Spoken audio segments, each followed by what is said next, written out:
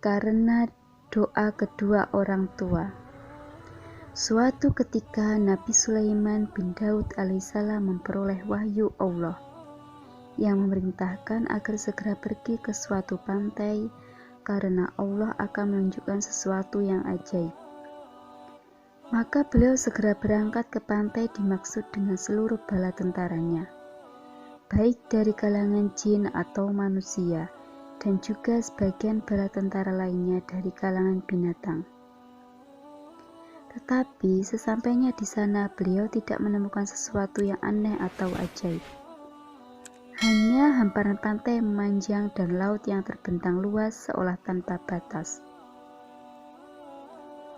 Nabi Sulaiman alaihissalam segera memerintahkan salah satu jin untuk menyelam di lautan dan membawa keluar sesuatu yang tampak ajaib jika menemukannya.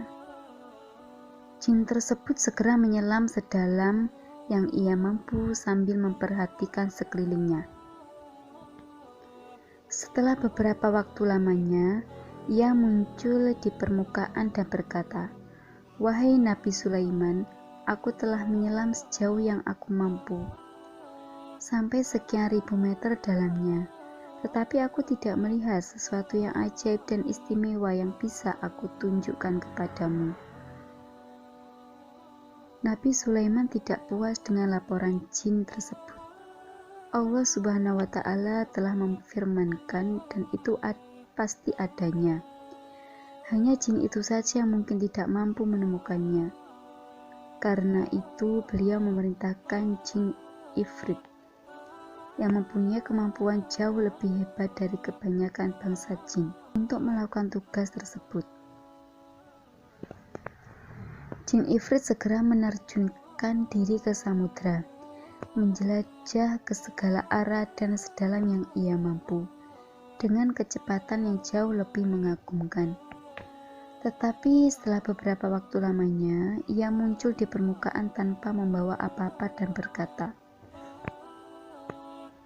"Wahai Nabi Sulaiman, aku telah menyelam sejauh yang aku mampu, sampai sekian ribu meter dalamnya, 2 kali dalamnya dari yang diselami jin sebelumnya. Tetapi aku tidak melihat sesuatu yang ajaib dan istimewa yang bisa aku tunjukkan kepadamu." Lagi-lagi Nabi Sulaiman tidak puas dengan hasil yang dilaporkan jin Ifrit itu. Karena itu beliau berpaling kepada salah seorang punggawannya, Asif bin Barqiyah, seseorang yang sangat ahli dan menguasai kitab Taurat. Bahkan Allah menganugerahinya ilmu secara langsung dari sisinya, ilmu laduni.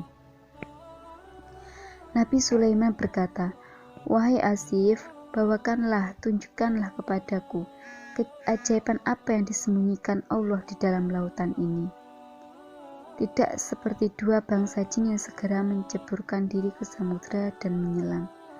Asif hanya diam sesaat, kemudian menadahkan tangannya ke atas dan berdoa kepada Allah. Tidak lama kemudian, air laut tersibak dan muncul sebuah kubah besar berwarna putih dengan pintu di 4 penjurunya.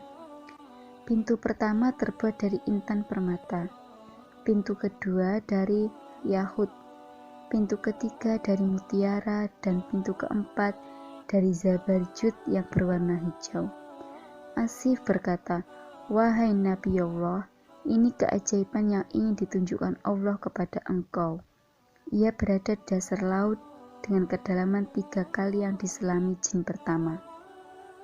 Nabi Sulaiman memandang dengan penuh kekaguman kepada kubah putih yang perlahan menepi dengan sendirinya. Kemudian pintu-pintu itu terbuka dan tidak ada setetes air pun yang membasahi bagian dalam kubah tersebut. Beliau masuk dan menemukan seseorang pemuda sedang beribadah di dalamnya. Beliau mengucap salam dan berkata, "Wahai pemuda, mengapa engkau tinggal di dasar laut di dalam kubah ini?" Setelah menjawab salam beliau, pemuda itu menceritakan bahwa dahulunya ia merawat dan melayani kedua orang tuanya yang cacat. Ibunya dalam keadaan buta, sedang ayahnya lumpuh selama hampir 70 tahun. Ketika sang ibu akan meninggal, ia berdoa, Ya Allah, lanjutkan, panjangkan umur anakku dalam ketaatan kepadamu.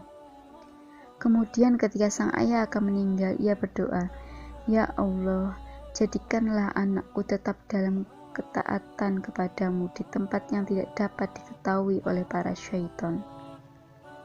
Setelah kewafatan kedua orang tuanya, pemuda itu berjalan-jalan ke tepi pantai dan melihat kubah tersebut yang ada dalam keadaan terbuka.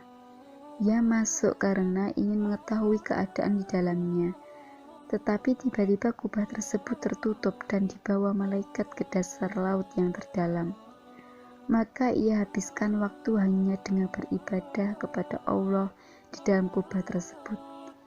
Nabi Sulaiman berkata, "Pada masa siapakah engkau hidup saat itu?" Pemuda itu berkata, "Masa Nabi Ibrahim alaihissalam." Berarti pemuda itu telah tinggal di kubah itu selama sekitar 1400 tahun. Tetapi sama sekali tidak tampak ketuaan di wajah pemuda tersebut. Bahkan satu uban pun tidak tampak di rambutnya.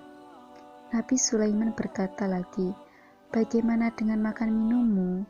Pemuda itu berkata, "Setiap harinya kubah ini naik ke permukaan, dan seekor burung membawakan makanan dan minuman sebesar kepala orang dewasa. Saya bisa merasakan semua jenis makanan di dunia ini yang membuat saya selalu puas dan kenyang. Hilang semua rasa haus dan lapar, panas dan dingin, jemu dan malas, bahkan tidak ada rasa kantuk dan ingin tidur sehingga saya bisa menghabiskan waktu untuk beribadah kepada Allah." Nabi Sulaiman memandang pemuda itu penuh kekaguman.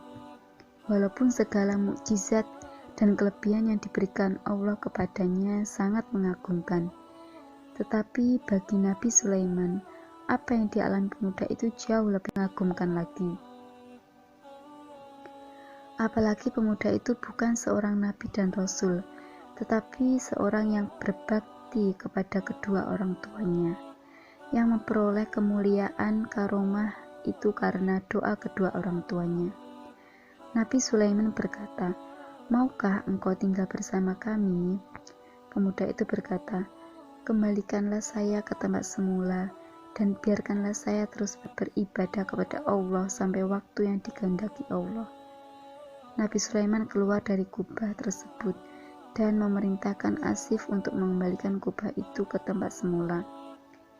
Asif menadahkan tangan dan berdoa, maka perlahan kubah itu masuk ke dalam air dan pemandangan kembali seperti semula, hanya hamparan air dan pasir yang seolah tidak terbatas.